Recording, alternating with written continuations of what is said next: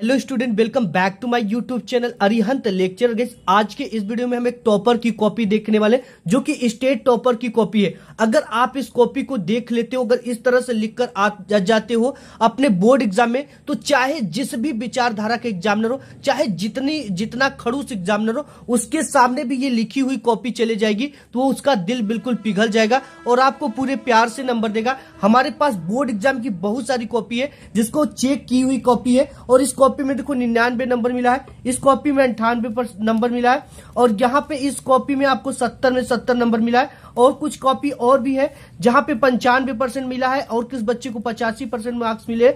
और सबसे गजब जो लिखी गई कॉपी थी, ये कॉपी, ठीक है, ये एक स्टेट लेवल के छात्र की लिखी हुई कॉपी है। अगर इस तरह से आप भी अपने बोर्ड एग्जाम में लिखते हो तो 100% मैं गारंटी देता हूं कि आपके एक भी नंबर नहीं कटेंगे और पूरा का पूरा नंबर आपको बोर्ड एग्जाम में मिलेगा। ठीक है, इसी कॉपी को मैं देखता हूं कि किस तरह से लिखा गया है। बोर्ड एग्जाम में कॉपी लिखने का सबसे सही तरीका क्या है। मैं खुद एग्जामिनर हूं, बोर्ड एग्जाम में कॉपी चेक करता हूं और मैं बहुत सारे एग्जामिनर से यही बातें करता हूं कि बोर्ड एग्जाम में कॉपी में नंबर कटते कहां है। सबसे मेन मुद्दा क्या, हैंड राइटिंग खराब है तो उस पर नंबर कटेगा या कहां पे नंबर काटे जाते। तो सभी एग्जामिनर कहे एक ही बात बोले कि हैंड राइटिंग पे नंबर नहीं कटता है। तो अगर वो हैंड राइटिंग पढ़ने योग्य है तो उस पर एक भी नंबर नहीं कटेगा। तो मैं यही सवाल किया, आखिर बच्चे का नंबर कटता कहां है। तो वो जो चीजें बताए आज की इस वीडियो में हम बताएंगे। आपके हैंड राइटिंग खराब है तो आपको लिखना कैसे ट्रिक से कि आपके एक भी नंबर ना कटे और आपको पूरा का पूरा नंबर मिले। अगर इस वीडियो को शुरू से लेकर अंत तक देख लेते हो तो आपके बोर्ड एग्जाम में 15 से 20 अंक बोनस मिलेंगे,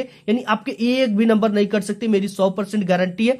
ठीक है, बोर्ड एग्जाम में कैसे आपको लिखना है ये पूरी कॉपी आप देखकर समझ जाओगे। अगर आज की इस वीडियो को आप मिस कर दोगे तो आप दोबारा ये नहीं जान पाओगे कि हमें अपने बोर्ड एग्जाम में पूरा का पूरा नंबर कैसे लाना, ये ट्रिक कैसे लिखी गई है। ठीक है, तो अभी आप वीडियो को लाइक कर दो एंड अभी हम शुरू करते हैं। यहाँ पे हमारे पास क्वेश्चन पेपर भी है जिसके माध्यम से इस कॉपी को मैं दिखाऊंगा कि कौन सा क्वेश्चन कितने नंबर का और कहां पे कितना नंबर दिया गया है।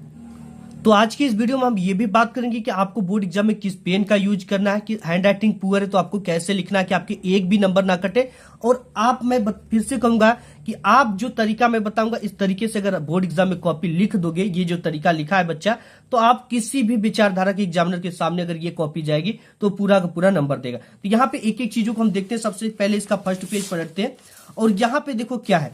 यहाँ पे बच्चे ने लिखा है खंड ब। खंड ब में देखो क्या है, यहाँ पे जब आपका बहुविकल्पी क्वेश्चन समाप्त होता है इसके बाद आता है आपका खंड ब। तो यहाँ पे देखिए जो खंड ब है, खंड ब में वर्णनात्मक टाइप के प्रश्न है। तो बच्चे ने देखो लिखा कि इतने ढंग से, सबसे पहले first impression is last impression होता है, टीचर को इंप्रेस कैसे करना। सबसे पहले बच्चे ने खंड ब डाला, जी हाँ बहुत अच्छा किया। इसके बाद वर्णनात्मक प्रश्न, यहाँ पे वर्णनात्मक प्रश्न डाला, ठीक है, क्योंकि खंड ब में किस टाइप के प्रश्न है, वर्णनात्मक प्रश्न है। अब यहाँ पे प्रश्नोत्तर संख्या 21 डाला गया क्योंकि बच्चा 21 का कर रहा है। ठीक, तो यहाँ पे लिखेगा प्रश्नोत्तर संख्या 21 का उत्तर यहाँ पे डाला गया और इसके नीचे अंडरलाइन किया गया और इसे ब्लैक पेन से लिखा गया। ऐसे आपको भी लिखना है, ऊपर से एक लाइन छोड़कर वर्णनात्मक, एक लाइन छोड़कर प्रश्नोत्तर संख्या। अब इसके बाद देखो यहाँ पे गद्य एक हिंट से दिया गया, एक संकेत दिया गया है ताकि हम लोग को ये पता चल सके कि बच्चे ने किस गद्यांश को हल किया। तो देखिए हमें कैसे पता चलेगा कि बच्चे ने किस गद्यांश को हल किया है। ठीक है, तो यहाँ पे गद्य डाला गया, कुसंग का ज्वर डैश डैश उठाती जाएगी। यहाँ पे कुसंग का ज्वर डैश डैश उठाती जाएगी, यानी इससे स्पष्ट हो गया कि बच्चे ने पहले गद्यांश को हल किया।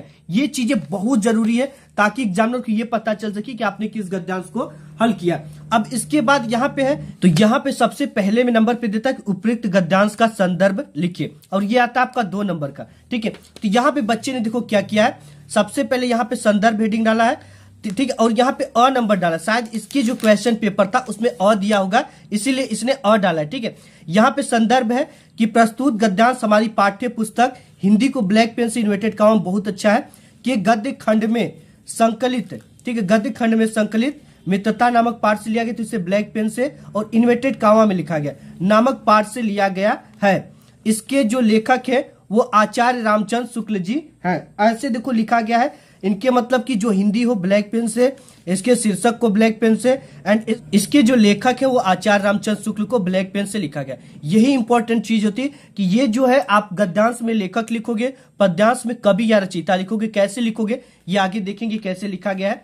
अब यहाँ पे है दूसरे नंबर पे फिर देता है रेखांकित अंश की व्याख्या। ठीक है, ये ब नंबर है यहाँ पे और ये अ था।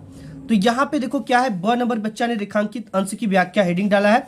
अब यहाँ पे लिखा कैसे गया है कि प्रस्तुत पंक्ति में लेखक बुरी संगति को भयानक रोग बताए। इतना आपको लिखना है कि प्रस्तुत पंक्ति में लेखक, क्योंकि ये लेखक है, और पद्यांश में क्या लिखेंगे, कवि। प्रस्तुत पंक्ति में लेखक। अब यहाँ पे देखो क्या है, रेखांकित अंश की व्याख्या के लिए क्या होता है कि यहां से लेकर यहां तक के शब्दों के नीचे क्या खींचा गया, रेखा खींचा गया, एक लाइन खींची गई। इसी की व्याख्या में अपने शब्दों में करना होता है। जैसे बनाकर किसी युवा पुरुष की संगति यदि बुरी होगी, यानी किसी युवा पुरुष की यदि दोस्ताना या उसकी संगति बुरी होगी तो उसके पैरों में बधी चक्की के समान होगी, यानी उसके पैरों में समझो तो एक तरह से वो बधा हुआ इंसान है, वो आगे नहीं बढ़ सकता यदि उसकी संगति बुरी होगी। तो इसी को अपने शब्दों में बनाकर लिखा जाता है। तो यहाँ पे बच्चे ने देखो 2 नंबर इसका संदर्भ पे मिला है, और यहाँ पे रेखांकित अंश की व्याख्या पे भी 2 नंबर मिला है। अब एक क्वेश्चन देता है, मनुष्य के सत्संगति का क्या प्रभाव पड़ता है। इसका आंसर आपको इसी में से मिल जाएगा। ट्रिक क्या है कि देखो जिसमें इसमें सत्संगति दिख जाए तो इसी को पकड़ लेना। यहाँ पे किसी युवा पुरुष की संगति यदि बुरी होगी तो उसके पैरों बधी चक्की के समान होगी। ठीक है, बुरा संगति होगा तो उसे कभी आगे नहीं बढ़ने देगा, दिन प्रतिदिन उसे खराब ही करता चला जाएगा। इसका आंसर आपको देखो कैसे लिखा गया यहाँ पे नेक्स्ट पेज पे। देखिए यहाँ पे लिखा गया है, 100 नंबर दिया था, सत्संगति यदि अच्छी होगी तो सहारा देने वाले बाहु के समान होगी। ठीक है, तो यहाँ पे इस बच्चे को पूरा कितना नंबर मिला है, 2 नंबर का था तो 2 नंबर दिया गया है। ठीक है, अब इसके बाद अथवा आता है तो इसको एक तो करना है आपको, किसी एक को। अब यहाँ पे आता है आपका 22 नंबर क्वेश्चन। ठीक है, 22 नंबर क्वेश्चन है कि निम्नलिखित पद्यांश पर आधारित दिए गए प्रश्नों के उत्तर दीजिए। अब यहाँ पे जो पद्यांश है ये निर्गुण कौन देश को बासी। तो सबसे पहले यहाँ पे देखो कैसे लिखा गया बच्चे ने इस पर। ठीक है, अब यहाँ पे सबसे पहले पद्यांश उत्तर, ये चीजें आपको गद्यांश में भी लिखना चाहिए था कि गद्यांश उत्तर। अब यहाँ पे है प्रश्नोत्तर संख्या 22 डाला गया बच्चा ने। पद्य है, देखो यहाँ पे देखो एक चीज इंपॉर्टेंट यहाँ पे मिल गई, 22 नंबर पे क्या है, पद्य है। अब आप में इसमें भी 2 ठो पद्यांश देता है कि किस पद्यांश को आप करते हो, ये आप पे डिपेंड करता है जो आपको आता हो। तो यहाँ पे बच्चे ने किसकी किया है, अब देखो निर्गुण कौन डैश डैश मति नासी, निर्गुण कौन डैश डैश मति नासी, यानी कि पहले को किया है पद्यांश उत्तर प्रश्नोत्तर संख्या, पद्य आपको संकेत के रूप में यहाँ पे डाला है, बहुत अच्छा किया गया है। और नंबर पे आपका संदर्भ दिया है, यहाँ पे और नंबर पे पूछ क्या रखा है कि उपयुक्त पद्यांश का संदर्भ लिखिए। संदर्भ के लिए आपको पाठ और इसके कवि का नाम पता होना चाहिए, तभी तो हम संदर्भ लिख पाएंगे। अब यहाँ पे देखो बच्चे ने लिखा कैसे है, और नंबर डाला है, ये बहुत जरूरी है। ठीक है, इससे पता चलता है कि आपने किसको हल किया। संदर्भ हेडिंग डाला गया, ब्लैक पेन से इसके नीचे अंडरलाइन की गई है। प्रस्तुत पद्यांश, अब देखो पद्यांश को ब्लैक पेन से लिखा गया, एग्जामिनर को ये पता चले कि बच्चे पद्यांश कर रहे हैं।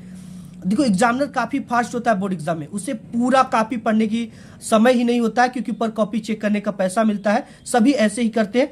तो ये क्या होता है कि यहाँ पे केवल ब्लैक पेन से ये मेन चीजों को आपको देख लेता है। ठीक है, और आपको पूरा नंबर दे दे। यहाँ पे कि प्रस्तुत पद्यांश हमारी पाठ्य पुस्तक हिंदी के पद्य खंड में संकलित शीर्षक पद के सूर सागर से लिया गया, यानी सूर सागर पद शीर्षक पद से, ठीक है, शीर्षक जो है पद के सूर सागर से इसको लिया गया है। इसके जो रचयिता है कवि, यहाँ पे बच्चे ने दोनों लिख दिया, रचयिता कवि दोनों।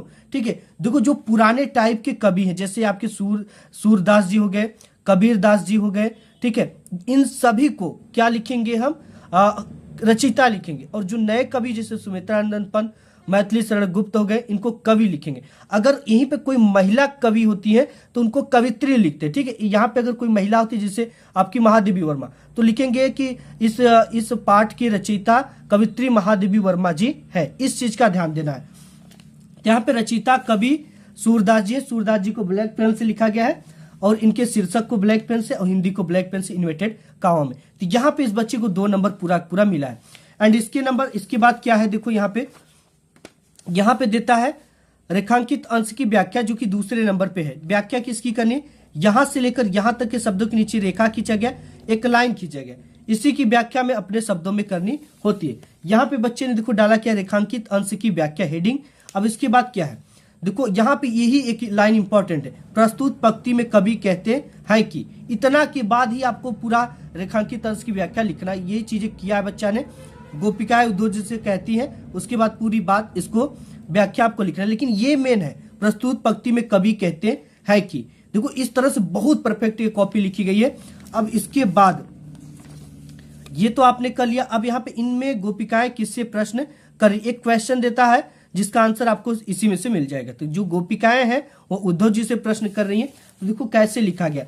इसके बाद यहाँ पे एक लाइन का गैप किया गया है, 100 नंबर डाला गया है, 100 नंबर, ठीक है। गोपिकाएं उद्धव से प्रश्न पूछ रही हैं, एक लाइन का आंसर था। इसमें भी 2 नंबर मिल गया इसका बच्चों को, इसमें भी 2 नंबर मिल गया। अब एक क्वेश्चन को इंड करने के बाद आपको 2 से 3 लाइन का गैप करना है, इससे एग्जामिनर को ये पता चलता है कि बच्चे ने नेक्स्ट क्वेश्चन किया है। और बताएंगे हैंड राइटिंग पुअर है तो आपको कैसे लिखनी है और हैंड राइटिंग पर कितने नंबर कट रहे हैं, ये भी चीजें हम देखेंगे, ठीक है। अब इसके बाद देखो क्या आता है, यहां तक तो एक को करना था हमने, इसको बच्चे ने कर लिया। अब यहाँ पे ये हो गया, ठीक है। अब इसके बाद देखो क्या आता है 23 नंबर। क्या आता है 23 नंबर, जिसमें है कि निम्नलिखित संस्कृत गद्यावतरणों में से किसी एक अवतरण का संदर्भ सहित हिंदी में अनुवाद कीजिए, ठीक है। यहाँ पे 2 नंबर आपको संदर्भ लिखने का एंड 3 नंबर हिंदी में अनुवाद करने का मिलता है। कैसे किया है बच्चे ने ये देख लेते हैं। यहाँ पे देखिए हमने नेक्स्ट पेज पलटा, तो यहाँ पे सबसे पहले लिखा गया संस्कृत गद्यांश, ठीक है। अब यहाँ पे डाला गया प्रश्नोत्तर संख्या 23, प्रश्नोत्तर संख्या 23 के बाद संस्कृत गद्य। देखो सबसे इंपॉर्टेंट चीज यहाँ पे ये चीज मिल गई, संस्कृत गद्य कर रहा है तो संस्कृत गद्य, और वहां पे गद्य पद किया तो केवल गद्य पद, यहाँ पे संस्कृत गद्य तो संस्कृत गद्य संकेत के रूप में, क्योंकि यहाँ पे भी संस्कृत के गद्यांश 2 ठो आते हैं, ठीक है। यहाँ पे एक ये आता है, एक ये आता है, तो हमें पता चल गया कि बच्चे ने पहले गद्यांश को हल किया है, ठीक है। तो यहाँ पे ऐसा नगरी शुरुआत की 1 से 2 अक्षर और लास्ट के अक्षर भाषायाम कारितः डाला गया है। अब इसके बाद संदर्भ है, संदर्भ देखो लिखने का तरीका इसमें क्या है, ठीक है। प्रस्तुत संस्कृत गद्यांश, यहाँ पे संस्कृत गद्यांश बच्चे ने लिखा, काफी गुड तरीका है। हमारी पाठ्य पुस्तक हिंदी को ब्लैक पेन से नोटेड कामा में कि संस्कृत खंड में, अब यहाँ पे ये चीजें हैं, ये हिंदी खंड में नहीं लिखेंगे, संस्कृत खंड के वाराणसी नामक पाठ से लिया गया है। वाराणसी को ब्लैक पेन से जिस पाठ से लिया गया है, बहुत अच्छा लिखा गया इसको। अब इसके बाद 2 नंबर यहाँ पे इस बच्चे को मिल गया, कितना नंबर, 2 नंबर यहां से मिल गए। एंड तो यहाँ पे देखो 3 नंबर हिंदी में अनुवाद करना, तो यहाँ पे बच्चे ने हिंदी में अनुवाद हेडिंग डाला है, और यहाँ पे पूरी की पूरी यहाँ पे अनुवाद इस तरह से लिखा गया, ठीक है। और यहाँ पे देखो सही पूरा इसको 3 नंबर यहाँ पे इसके भी मिल गए। अब इसके बाद देखो क्या आता है, इसके बाद आता है आपका 24 नंबर क्वेश्चन, ये आता है संस्कृत का पद्यांश, ठीक है। देता कि दिए गए संस्कृत पद्यांशों में से किसी एक का संदर्भ से हिंदी में अनुवाद कीजिए। 2 नंबर आपको लिखने का संदर्भ एंड 3 नंबर हिंदी में अनुवाद करने का मिलता है, यानी टोटल यहां से आपके 5 मार्क्स मिलते हैं। 2 ठो दे रखा, किसी एक को करना, जो आपको आता उसको कर दीजिए, ठीक है। देखिए कौन सा किया गया यहाँ पे, तो यहाँ पे देखिए सबसे पहले यहाँ पे प्रश्नोत्तर संख्या 24 डाला गया। यहाँ पे एक चीज थोड़ी सी मिस है बच्चे की तरह, यहाँ पे डाल देना जैसे गद्यांश उत्तर डाला था ना, यहाँ पे पद्यांश उत्तर डाल देना चाहिए था, संस्कृत पद्यांश उत्तर, तो काफी अच्छा लगता। फिर भी नंबर 1 भी नहीं कटेगा, वो तो आपकी सुंदरता के लिए है, ठीक है। ये सब चीजें आप छोड़ देना, लाइन जब लास्ट में समय मिलता तो यहाँ पर आकर लिख देना, ठीक है। श्लोक है यहाँ पे प्रश्नोत्तर संख्या 24, ये जो है ये श्लोक आता है आपका, श्लोक का अर्थ लिखने के लिए। यहाँ पे बच्चे ने श्लोक हेडिंग डाला, गजब किया ट्रेंड, यहाँ पे गजब ट्रिक लगाया, ठीक है। श्लोक है सर्वे भवन्तु शुरू के अक्षर और लास्ट के अक्षर भवेत, यहाँ पे सर्वे भवन्तु लास्ट के अक्षर भवेत। अब यहाँ पे देखो बच्चे ने कैसे लिखा है, संदर्भ की प्रस्तुत श्लोक, हमारी ये श्लोक है तो श्लोक इसे ब्लैक पेन से लिखा गया, काफी गुड तरीका है लिखने का। प्रस्तुत श्लोक हमारी पाठ्य पुस्तक हिंदी के, ठीक है। यहाँ पे हिंदी के, यहाँ पे संस्कृत खंड लिखा गया है, ये थोड़ा सा आपको दिख नहीं रहा मुड़ने में, संस्कृत खंड में संकलित भारतीय संस्कृति को ब्लैक पेन से इसके शीर्षक को नामक पाठ से लिया गया है, ये चीजें हो गई, ठीक है। इस तरह से लिखा गया है। अब इसके बाद हिंदी में अनुवाद के लिए आपको 2 नंबर इसका यहाँ पे मिल गया, ठीक है। बच्चे को 2 नंबर पूरा मिल गया। हिंदी अनुवाद है, सब सुखी हो, सब रोग रहित हो, सब कल्याण को देखे, कोई भी दुखी ना हो, ठीक, इस तरह से लिखा गया। तो 3 नंबर इसका भी इसको मिल गया पूरा। यहाँ से टोटल ये 5 मार्क्स था, तो बच्चे को 5 मार्क्स मिल गया। अब यहाँ पे देखते हैं नेक्स्ट क्या है आपका, नेक्स्ट यह आ जाता है आपका ये 25 नंबर, ठीक है। तो ये इसके डिस्ट्रिक्ट में अपने पठित खंड काव्य के आधार पर दिए गए प्रश्नों में से किसी एक प्रश्न का उत्तर दीजिए। ये 3 नंबर का बोर्ड एग्जाम में आता है। तो बच्चे में आप देखिए ये क्या किया है, ये क्या है, ज्योति जवाहर खंड का। यहाँ पे देखो टाइटल से हमें पता चल गया कि बच्चे ने क्या किया है। आप जो भी करते, मुक्ति दूत करते तो मुक्ति दूत लिख दो आप, ठीक है। मेवाड़ मुकुट करते तो मेवाड़ मुकुट, अग्र पूजा करते तो अग्र पूजा, यहाँ पे टाइटल होना चाहिए। यहाँ पे बच्चे ने ज्योति जवाहर खंड काव्य किया, ये देखो, ठीक है। ज्योति जवाहर खंड काव्य में आपको ये चीज मिस किया गया कि यहाँ पे दूसरा किया गया कि तीसरा, ठीक है। क्योंकि पहला देता है ज्योति जवाहर खंड काव्य के आधार पर उसके नायक का चरित्र चित्रण, और दूसरा कि ज्योति जौहर खंड काव्य की कथा वस्तु संक्षेप में लिखिए। संक्षेप में बच्चे ने लिखा, यहाँ पे एक चीज मिस है कि दूसरा डाल देना चाहिए था। ठीक है, यहाँ पे ज्योति जौहर खंड काव्य के नायक जो है उनको ब्लैक पेन से लिखा गया, बहुत अच्छा है। इसके बाद ये सब चीजें हेडिंग डालकर, ठीक है, वो क्या थे कैसे थे इनके बारे में, ठीक है, यहाँ पे हेडिंग डालकर लिखी गई है, सब सही है। नेक्स्ट इसके बाद इस तरह से लिखा गया, ठीक है, यहाँ पे पूरी चीजें लिखी। 3 नंबर के लिए इतना लिखना पड़ेगा आपको भी जितना ये बच्चे ने लिखा है। यहाँ पे इसको पूरा 3 नंबर दिया गया है। ठीक है, ये लिखी काफी अच्छी गई है काफी, यहाँ पे देख सकते हो।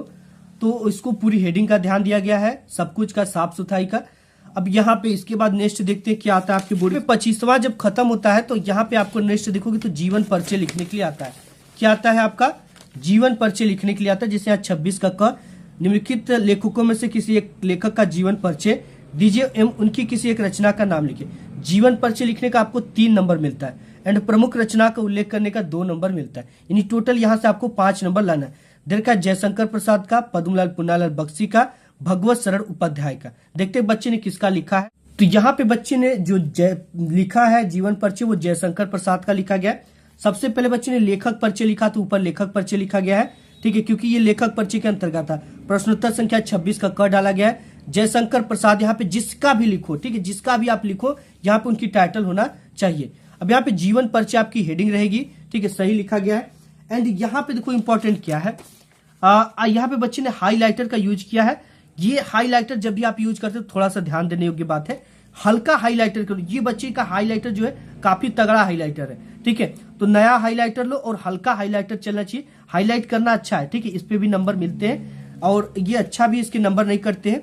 और एक बॉक्स बना है जिसमें कुछ संक्षिप्त परिचय का लिखा गया, जिसे हम लोग इसी चीज को देखते हैं। ठीक है, नाम जयशंकर प्रसाद, जन्म स्थान, पिता का नाम, माता का नाम, रचनाएं, मृत्यु, अच्छा तरीके से लिखा गया है। और यहाँ पे इनकी मृत्यु को ब्लैक पेन से, इनके जन्म को ब्लैक पेन से, इनके माताजी को, इनके पिताजी के, इनके माताजी के नाम पे इनकी कुछ जो इन्होंने शिक्षा ग्रहण किया, इसे भी ब्लैक पेन से इस तरह से लिखा गया। काफी अच्छा लिखा गया, ये गुड तरीका है लिखने का। एंड नेक्स्ट देखते हैं आगे क्या है। इतना लिखोगे तो केवल 3 नंबर मिलेगा। ठीक है, अब इसके आगे अगर लिखा होगा तब 2 नंबर मिलेगा, अदरवाइज केवल 3 नंबर मिलेंगे। नेक्स्ट देखते हैं पेज। नेक्स्ट पेज पर यहाँ जयशंकर प्रसाद की प्रमुख रचनाएं डाला गया है। महाकाव्य में कामयानी है, नाटक में अजातशत्रु, चंद्रगुप्त, स्कंदगुप्त, राजश्री इत्यादि, उपन्यास में कंकाल, तितली, रावती, अपूर्ण आदि। तो यहाँ पे बच्चे को इसमें भी पूरा 5 नंबर मिला गया है। ठीक है, अब इसके बाद आपका आता क्या है, आपका आता है ख नंबर पे कवि का परिचय, जो कि 3 नंबर जीवन परिचय लिखने का एंड 2 नंबर प्रमुख रचनाओं का उल्लेख करने का। यहाँ पे राम नरेश त्रिपाठी जी हैं, सूरदास जी हैं, श्याम नारायण पांडे जी हैं। देखते हैं बच्चे ने किसका लिखा है। यहाँ पे बच्चे ने सूरदास जी का जीवन परिचय लिखा है। ठीक है, सूरदास जी का। अब देखो सभी सबसे पहले मेन चीज क्या, कवि परिचय लिखा गया, क्योंकि ये कवि है। तो यहाँ पे आपको क्या लिखना है, कवि परिचय, प्रश्नोत्तर संख्या 26 का ख के अंतर्गत आता। तो यहाँ पे बच्चे ने डाला है जीवन परिचय किसका है, सूरदास जी का। जिस भी का लिखो यहाँ पे उसका यहाँ पे टाइटल होना चाहिए। जैसे ये दूसरा नंबर पे तो आप दूसरा नंबर डाल सकते हो, अच्छा लगता है देखने में। अब यहाँ पे देखो क्या है, संक्षिप्त परिचय इस तरह से लिखा गया, ये तरीका अच्छा है। ठीक है, नाम सूरदास, जन्म स्थान सन 1478 ईस्वी, जन्म स्थान रुनकता, पिताजी का नाम रामदास सारस्वत। मतलब इस तरह से पूरी इनकी रचनाएं लिखी गई है। और यहाँ पे लास्ट जीवन परिचय लिखा गया है। ठीक है, जीवन परिचय। और इनका जो जन्म है ब्लैक पेन से लिखा गया, काफी अच्छा है। इनके जन्म स्थान को ब्लैक पेन से लिखा गया है।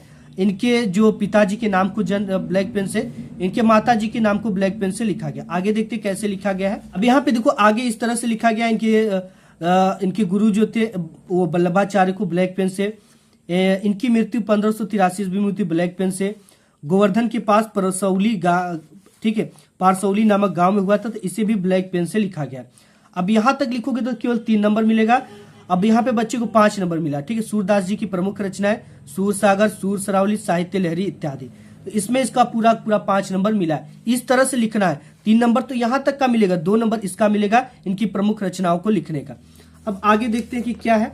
आगे आपका आता है कि ये चीजें। ठीक है, अब 27 नंबर आता है कि अपनी पाठ्य पुस्तक से कंठस्थ किया हुआ कोई एक श्लोक लिखिए जो इस प्रश्न पत्र में न आया हो। इस चीज का ध्यान देना है। ठीक है, अगर आपको बिल्कुल भी नहीं पता तो जो आया उसी को लिख दोगे तो भी 1 नंबर मिल जाएगा। ठीक, लेकिन अगर याद है तो नेक्स्ट लिखना। तो यहाँ पे बच्चे ने प्रश्नोत्तर संख्या 27 डाला है। श्लोक लिखा है, बंधन मरणम वापी जयो वापी पराजय उभय तो समो बीरह वीर भावो ही वीरता। इसको 2 नंबर का था। कितने नंबर का है, 2 नंबर का है, तो 2 नंबर पूरा मिला है। ठीक है, अब इसके बाद आता है 28 नंबर कि बीमारी के कारण अपने प्रधानाचार्य को एक प्रार्थना पत्र लिखी। ये 4 नंबर का देखो एग्जाम में आया हुआ है। ठीक है, तो देखते हैं कैसे लिखा गया है। यहाँ पे बच्चे ने पत्र लेखन लिखा है, तो सबसे पहले पत्र लेखन यहाँ पे डाल दिया गया। मैं आपको एक चीज बता दूं, जब भी आप पत्र लेखन लिखते हो, चाहे निबंध लेखन लिखते हो, चाहे जीवन परिचय लिखते हो, चाहे कोई खंड करते हो, तो उसको हर समय नए पेज से शुरू करना। अगर कोई क्वेश्चन यहाँ पे समाप्त हो जाता है एक लाइन लिखने के बाद, अगला मुझे पत्र लेखन लिखना है, तो हमें कभी भी यहाँ से पत्र लेखन स्टार्ट नहीं करना है। हमें एक नए पेज से पत्र लेखन स्टार्ट करना है, जीवन परिचय नए पेज से स्टार्ट करना है। ठीक है, कोई खंड कर रहे तो उसे नए पेज से, निबंध लेखन करना है तो नए पेज से शुरू करना है। ये चीज का ध्यान देना आपको। अब यहाँ पे लिखा गया है प्रश्नोत्तर संख्या डाला गया, सेवा में के जस्ट बाद कामा लगाया है, जहां ये कामा इंड होती वहीं से श्रीमान प्रधानाचार्य जी, DAV inter college Prayagraj Uttar Pradesh. बहुत अच्छा लिखा गया भाई। इसके बाद विषय जो कि आपके पेपर में ही मिल जाएगा, किस विषय पर कहा गया, बीमारी पर। तो वही चीजें ब्लैक पेन से सेवा में के जस्ट नीचे ये रहता है, बीमारी के कारण अवकाश लेने हेतु प्रार्थना पत्र, यहाँ पे चेक हुई है, सही है। महोदय, सेवा में के जस्ट नीचे महोदय, महोदय के बाद कामा लगाना, और ये जहां कामा इंड होती वहीं से सभी ने निवेदन, एक लाइन का गैप देकर इसके नीचे। ठीक है, ये लिखा गया, बहुत अच्छा लिखा गया है। अब इसके बाद पूरा लिखने के बाद पूरा प्रॉब्लम, अतः जब भी आप लिखोगे तो आगे इतना लाइन का गैप कर देना, ये बहुत अच्छी तरीके से लिखा गया है। ठीक है, अतः आपसे निवेदन कि मुझे 4 दिन की छुट्टी प्रदान करने की कृपा करें। आपका आज्ञाकारी शिष्य, नाम अवश्य, कक्षा 10वीं 12वीं जो आप लिख दो, धन्यवाद। और यहाँ पे दिनांक होता है, यहाँ पे देखो बच्चे को पूरा 4 नंबर मिला है। ठीक है, नेक्स्ट देखते हैं कि क्या आता है आपका। नेक्स्ट आप 4 नंबर का आता है, इसको करो, चाहे इसको भी कर सकते हो। ठीक है, अब यहाँ पे 29 नंबर है कि निम्नलिखित प्रश्नों में से किन्हीं 2 प्रश्न के उत्तर संस्कृत में दीजिए। ये एक क्वेश्चन का आंसर दोगे तो 1 नंबर, 2 का दोगे तो 2 नंबर। ठीक है, देखते हैं कि किसका लिखा गया है यहाँ पे। यहाँ पे देखो बच्चे ने यहाँ पे शायद प्रश्नोत्तर संख्या 29 नहीं डाला था। ठीक है, अब यहाँ पे है संस्कृत में उत्तर देना है। यहाँ पे है कि देखो 29 नंबर में पहला क्वेश्चन है कि कवि चातकम किम शिक्षयति। तो हमें देखो कैसे पता चलेगा कि बच्चे ने किस क्वेश्चन का आंसर दिया। तो एक चीज बच्चे ने, ये चीज यहाँ पे सबसे महत्वपूर्ण चीज है जो कि सभी बच्चे मिस करते, दूसरा नंबर डाला है। ठीक है, इससे हम क्या करेंगे, दूसरे क्वेश्चन को ही पढ़ेंगे। यहाँ पे अमुक अपि कह स्फुट वक्ता भवती, तो दूसरा नंबर तो अमुक अपि पत्रम स्फुट वक्ता भवती। बहुत अच्छा, 1 नंबर इसका यहाँ पे मिला है। अब इसके बाद चौथा नंबर क्वेश्चन है, चौथा यहाँ पे डाला गया, तो हम चौथे को ही पढ़ेंगे, इससे हमको भ्रम नहीं हो जाएगा कि किसका आंसर दिया है। श्री केन वर्धते, तो उद्धमेन श्री वर्धते, यहाँ पे चौथा नंबर डालकर लिखा गया है। नेक्स्ट देखते हैं।